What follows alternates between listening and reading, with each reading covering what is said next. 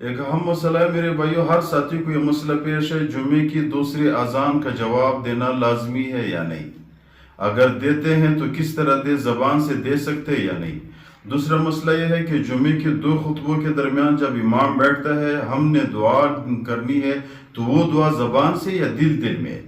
اسی طرح پیغمبر علیہ السلام کے نام خطبے میں آ جاتا ہے تو ہم نے زبان سے درود شریف پڑھنا ہے یا اپنے دل میں درود شریف پڑھنا ہے؟ یہ تینوں مسئلے ہر بندے کو پیش ہے اور ہمیں اس کا پتہ نہیں کہ کس طرح پڑھنی چاہیے۔ دیکھو، جمعے کی ممبر پہ سنت یہ ہے کہ پیغمبر علیہ السلام جب ممبر پہ آ جاتے تھے، تشریف لے آتے تھے، تو اس وقت اذان شروع ہوتی۔ تو اذان جب اس وقت شروع ہوا، امام ممبر پہ آیا، مؤذن سامنے کھڑا ہو کر اذان شروع کرتا ہے، تو یہ میرے بھائیو خطبے کی ابتدا ہے۔ ادھر سے اس اذان کا جواب زبان پہ نہیں دینی چاہیے، دل پہ دینا چاہیے۔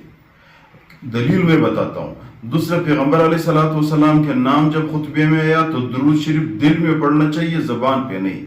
اور جب خطیب دو خطبوں کے درمیان بیٹھ گیا تو اس وقت بھی میرے بھائیو کیا کرنا چاہیے؟ یہ دعا جب بندہ کرتے ہیں، اس دعا کی بہت بڑی فضائل، اللہ تعالیٰ یہ دعا قبول کرتا ہے۔